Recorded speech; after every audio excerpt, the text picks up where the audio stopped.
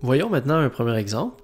On lance une pièce d'artifice, donc autrement dit, éventuellement cette pièce-là va exploser pour donner un feu d'artifice. Alors on la lance directement vers le haut à une vitesse de 24 mètres par seconde. Donc ça c'est la vitesse initiale. Elle explose 3 secondes plus tard. Était-elle encore en montée ou en descente au moment de son explosion? On va négliger l'effet de la résistance de l'air.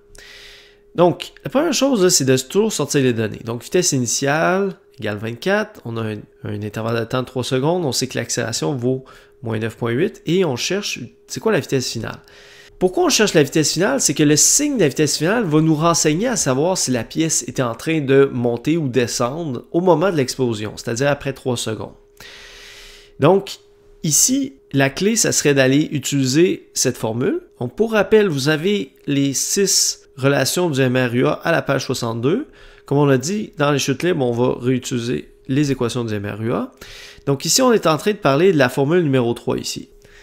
Donc, vitesse initiale 24, accélération moins 9,8 parce que c'est vers le bas, la gravité agit toujours vers le bas, et un intervalle de temps de 3 secondes, ça nous donne une vitesse finale de moins 5,4.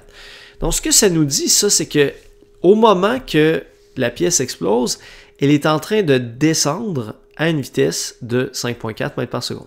Donc, autrement dit, elle avait déjà atteint son sommet à ce moment-là, puis elle était déjà en train de redescendre. Faisons un deuxième exemple.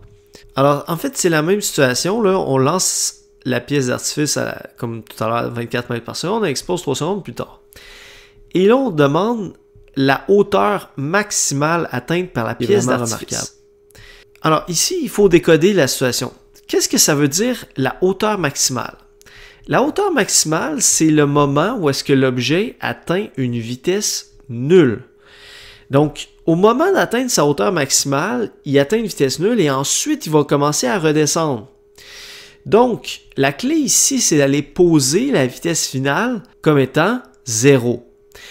Donc, c'est le décodage qui doit être fait ici, puisqu'à ce moment-là, au moment où est-ce que l'objet est à sa hauteur maximale, il est en train de rebrousser chemin, donc sa vitesse est nulle instantanément à ce moment-là. L'accélération vaut toujours moins 9,8 mètres par seconde carré, puis on cherche, c'est quoi le delta Y, dans le fond, que la pièce a monté pour se rendre à son sommet. Donc, quelle formule serait appropriée ici? Bien, il y a une chose que je veux vous faire remarquer, c'est que on n'a pas l'intervalle de temps et on ne le cherche pas directement. Donc, ça veut dire que on devrait peut-être utiliser la formule qui ne contient pas le temps. Okay? La formule qui ne contient pas le temps va être assez souvent utile, justement dans les situations où on ne connaît pas le temps et on ne le cherche pas. D'ailleurs, vous pourriez dire, oui, mais on a le 3 secondes ici, ça c'est un temps qu'on connaît. Oui, mais c'est pas un temps qui est pertinent au problème. Parce que ça, c'est le moment d'explosion de la pièce d'artifice. Mais c'est pas ça qui nous intéresse au moment d'explosion. La question n'est pas à quelle hauteur le feu explose. La question est à quelle hauteur atteint-il sa position maximale? Donc, le 3 secondes n'est pas une information pertinente ici dans ce problème. Donc, si on regarde nos formules du MRUA, la formule à laquelle je fais allusion, c'est l'équation numéro 6. C'est la seule équation qui ne contient pas le paramètre temps. Donc, on a ici la formule, on remplace le delta x par delta y, c'est un mouvement vertical. Et là, nous, c'est justement ça qu'on cherche, le delta y, donc on va l'isoler. Pour l'isoler, on envoie d'abord le VI du côté gauche, mais en l'envoyant du côté gauche, devient moins. Donc, VF carré moins VI carré divisé par 2A. Parce que pour isoler ensuite le delta y, il faut diviser par 2A. Le truc, je répète, c'est toujours d'abord isoler le bloc dans lequel se trouve votre variable cible. Ici, la cible, c'est delta y. Il faut d'abord isoler le bloc dans lequel il se trouve. Le bloc, c'est ça ici. C'est 2A delta y, ça forme un bloc, c'est ce qu'on appelle un terme. Donc, ici, il y a 3 termes. C'est VF carré, c'est un terme, VI carré, c'est un terme, et 2A delta y, c'est un terme. Donc, les termes ou les blocs, c'est des éléments qui sont séparés par soit un plus, un moins, ou un signe d'égalité.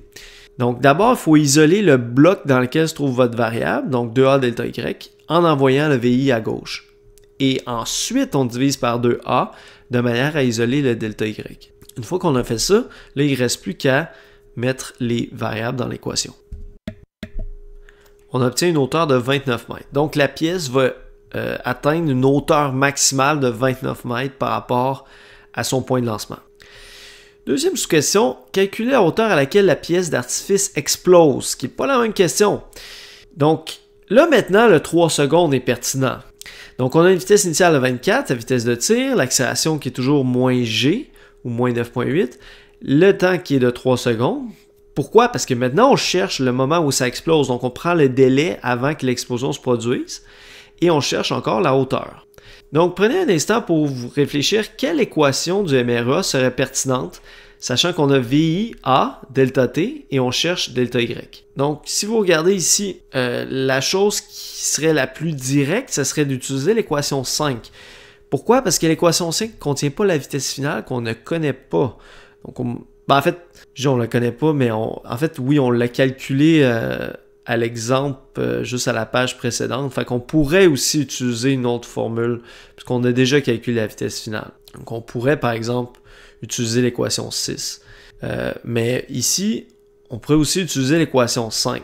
Puisqu'on connaît la vitesse initiale, le temps, l'accélération, on pourrait tout simplement utiliser ça pour trouver le déplacement ici, qui serait delta Y dans notre cas. Donc ici, il n'y a pas d'algèbre à faire parce que notre variable est déjà isolée en fait. Donc la vitesse initiale fois le temps plus l'accélération fois le temps au carré sur 2, ça donne ici 28 mètres. Donc elle va exploser à 28 mètres après avoir atteint une hauteur maximale de 29 mètres. Donc autrement dit, elle va redescendre d'environ 1 mètre avant d'exploser. Une erreur que je vois souvent, c'est dans les exposants 2, souvent les étudiants et étudiantes oublient de mettre l'exposant 2 sur le temps. Donc faites attention à ça.